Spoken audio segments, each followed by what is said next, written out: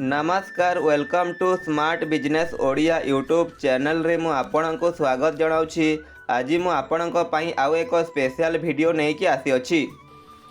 ओडिशार अनेक युवक युवती आज चाकरी पछरे दौड़ी दौड़ी हताश होई पड़ुछंती, किंतु आपण जानिछंती कि आम ओडिशा माटी रे एबे व्यवसायर सुजोग भरपूर रहिछि।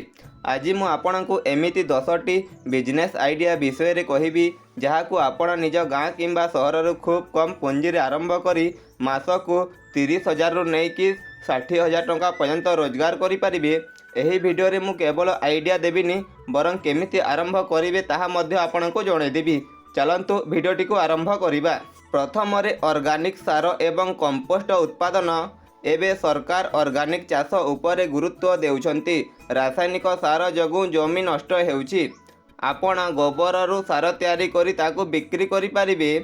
गोबर एवं कृषि वर्ज्य वस्तुर भर्मी कंपोस्ट प्रस्तुत करंतु। नर्सरी एवं बड़ बड़ चाषी माने एहाकू बहुत परिमाण रे किणंती।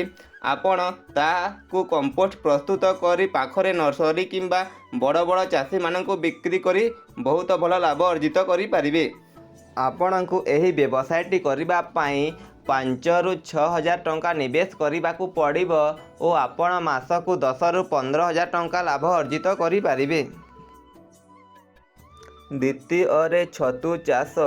ओडिशा रे छतुर चाहिदा बहुत रही थाए। आपण निज घरे पाल छतुर व्यवसाय आरंभ करि परिबे। आपण केवल छतु चाष करंतु नाही बरं बलका छतुर आचार करी किंबा सुखुआ करी मध्य आपण बिक्री करि परिबे। पाल छतुरे आपणक 40 रु 50% मार्जिन मिली थाए। आपण एही व्यवसायटी को मात्र 2 रु 3,000 टंका निवेश करी मासकू 10,000 रु 15,000 टंका लाभ अर्जित करि परिबे। तृतीय रे मसला व्यवसाय। बाजार रे मिलुथिबा मसला रे रंग मिसा जाउछि। लोके एबे शुद्ध जिनिस खोजुछंती। आपण निज घरे एक छोट मसला पेसिबा मेसिन लगाई एही व्यवसायटी करि परिबे। आपण निज सहर रे गोटे छोट पल्वराइजर मेसिन लगाई हलदी लंका एवं जीरा गुंड पैकेट तैयारी करि परिबे ओ आपणक निज पाखरे थिबा राशन दुकानक सह जोगाजोग करी तांकू आपण होलसेल रेट रे बिक्री करि परिबे। आपण एही व्यवसायटी को 10 रु 15,000 टंका निवेश करिकी आरंभ करि परिबे ओ मासकू 15 रु 20,000 टंका लाभ अर्जित करि परिबे। चतुर्थ रे क्लाउड किचन और टिफिन सर्विस। आपण निज घरे रहीकि खाद्य तैयारी करिकी ताकू बिक्री करिकी भल लाभ अर्जित करि परिबे।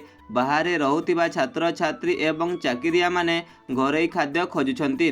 आपण निज घरे रहीकि खाद्य तैयारी करिकी ताकू ऑनलाइन माध्यम रे स्विगी किंबा जोमेटो रे बिक्री करिकी भल लाभ अर्जित करि परिबे। आपण एही व्यवसायटी करिबा पई मात्र 1,000 रु 2,000 टंका निवेश करिबाकू पड़िबो ओ आपण मासकू 10 रु 15,000 टंका लाभ अर्जित करि परिबे। पंचम रे पापड़ और बड़ी व्यवसाय। आपण एही व्यवसायटी को महिला माने निज घरे रहीकि आराम रे करि परिबे। एहा ओडिशार पारंपरिक व्यवसाय किंतु एबे एहार आधुनिककरण दरकार। आपण मेसिन व्यवहार करी हाइजेनिक पद्धति रे पापड़ बनांतु। सुंदर पैकेजिंग करी एहाकू सुपर मार्केट रे बिक्री करंतु। आपण एही व्यवसायटी को 10 रु 15,000 टंका निवेश करिकी करि परिबे ओ मासकू 15 रु 20,000 टंका लाभ अर्जित करि परिबे। षष्ठ रे सौर शक्ति समाधान। बिजुली रो दर बढ़ुथिबारु सोलार पैनल रो चाहिदा बढ़ुछि। आपण जणे डीलर किंबा इंस्टॉलर भावे काम करंतु। आपण एही व्यवसायटी को निज गाँ रे रहीकि आरंभ करि परिबे। आपण गाँ मानकरे सोलार स्ट्रीट लाइट एवं वाटर पंप रो प्रचार करंतु। आपण एही व्यवसायटी को मात्र 50,000 रु नहीं कि लाख टंका भितर आरंभ करि परिबे ओ आपण मासकू 15 रु 20,000 टंका लाभ अर्जित करि परिबे। सप्तम रे मोबाइल रिपेयरिंग सेंटर। आपण निज गाँ रे रहीकि एक छोट मोबाइल शॉप खोली परिबे। सेइथिरे आपण मोबाइल कवर स्क्रीन ग्लास और आपण मोबाइल रिपेयरिंग करि परिबे। आपणकू एही व्यवसायटी को करिबा पई मिनिमम 50,000 रु नहीं कि लाख टंकार निवेश करिबाकू पड़िबो ओ आपण मासकू 15 रु 20,000 टंका लाभ अर्जित करि परिबे। अष्टम रे इको टूरिज्म और होमस्टे। ओडिशा रे अनेक अजणा झरणा एवं पहाड़ अछि। जदि आपणक घर कौनसी पर्यटन स्थल पाखरे अछि ताहेले आपण सेठी ଗୋଟିଏ ଛୋଟିଆ ଛୋଟିଆ ଘର ପ୍ରସ୍ତୁତ କରନ୍ତୁ, ତିଆରି କରନ୍ତୁ ଓ ଆପଣ ପର୍ଯ୍ୟଟକଙ୍କ ପାଇଁ ପ୍ରସ୍ତୁତ କରି ତାଙ୍କୁ ରହିବା ପାଇଁ ରୁମ୍କୁ ରେଣ୍ଟରେ ଦିଅନ୍ତୁ ଓ ସେଇଥିରେ ଆପଣ ଓଡ଼ିଆ ଖାଦ୍ୟ ଆତିଥ୍ୟ ଦେଇ ଭଲ ରୋଜଗାର କରନ୍ତୁ। ଆପଣଙ୍କୁ ଏହି ବ୍ୟବସାୟଟି କରିବା ପାଇଁ 2ରୁ 3 ଲକ୍ଷ ଟଙ୍କା ନିବେଶ କରିବାକୁ ପଡ଼ିବ ଓ ଆପଣ ମାସକୁ 30ରୁ 40 ହଜାର ଟଙ୍କା ଲାଭ ଅର୍ଜିତ କରିପାରିବେ। ନବମରେ କମ୍ପ୍ୟୁଟର ଓ ସଫ୍ଟ ସ୍କିଲ୍ ଟ୍ରେନିଂ। ଗାଁର ପିଲାମାନେ କମ୍ପ୍ୟୁଟର ଏବଂ ଇଂରାଜୀ କହିବାରେ ପଛୁଆ, ଏକ ସେଣ୍ଟର ଖୋଲି ସେମାନଙ୍କୁ ଡିଜିଟାଲ ସାକ୍ଷର କରନ୍ତୁ। ଆପଣଙ୍କୁ ଏଥିପାଇଁ ଆପଣ ସରକାରୀ ଯୋଜନାର ସାହାଯ୍ୟ ନେଇପାରିବେ। ଆପଣ ଏହି ସେଣ୍ଟର ଖୋଲିବା ପାଇଁ 3ରୁ 4 ଲକ୍ଷ ଟଙ୍କା ନିବେଶ କରିବେ ଓ ମାସକୁ ଆପଣ 30ରୁ 40 ହଜାର ଟଙ୍କା ଲାଭ ଅର୍ଜିତ କରିପାରିବେ। ଦଶମରେ ଇ-କମର୍ସ ଓ ହ୍ୟାଣ୍ଡିକ୍ରାଫ୍ଟ।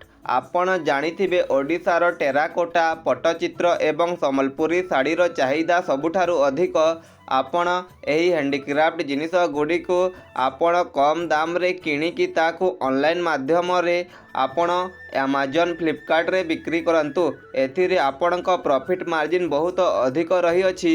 ଆପଣ ଏହି ବ୍ୟବସାୟଟିକୁ 10ରୁ 15 ହଜାର ଟଙ୍କା ନିବେଶ କରିକି କରିପାରିବେ ଓ ଆପଣ ମାସିକ 20ରୁ 30 ହଜାର ଟଙ୍କା ଲାଭ ଅର୍ଜିତ କରିପାରିବେ। ଆପଣଙ୍କୁ ଏହି ବ୍ୟବସାୟ ବିଷୟରେ କୌଣସି ବି ପ୍ରଶ୍ନ ପଚାରିବାର ଅଛି ତାହେଲେ ଆପଣ କମେଣ୍ଟ ମାଧ୍ୟମରେ ନିଶ୍ଚୟ ଜଣାନ୍ତୁ ଓ ଆପଣଙ୍କୁ ଏହି ଭିଡ଼ିଓଟି ଭଲ ଲାଗିଥିବ ତାହେଲେ ଆପଣ ଏହି ଭିଡ଼ିଓଟିକୁ ଲାଇକ୍ କରିକି ଆମ ଚ୍ୟାନେଲଟିକୁ ସବସ୍କ୍ରାଇବ୍ କରନ୍ତୁ। ଏମିତି ହିଁ ବିଜନେସ୍ ରିଲେଟେଡ୍ ଭିଡ଼ିଓ ଦେଖିବା ପାଇଁ ରହୁଛି। ଧନ୍ୟବାଦ।